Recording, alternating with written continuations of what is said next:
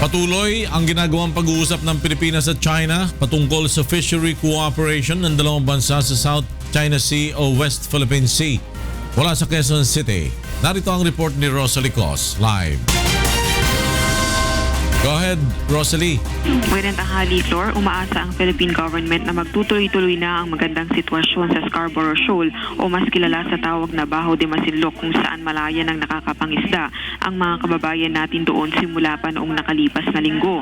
Matatanda ang 2012 pa ng kubkubi ng Chinese Navy at Coast Guard ng lugar at pinagbawalang makapangisda ang mga Filipino fishermen doon.